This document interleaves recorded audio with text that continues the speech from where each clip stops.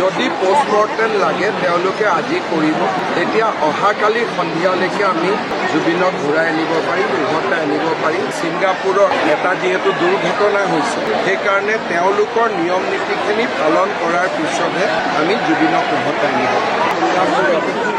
ভাৰতৰ ৰাষ্ট্ৰদূতৰ লগত কথা পাতিছিলোঁ, তেওঁলোকে যোগাযোগ কৰি আছে অটোস্পাই বা পোষ্টমৰ্টেম লাগিব নেকি।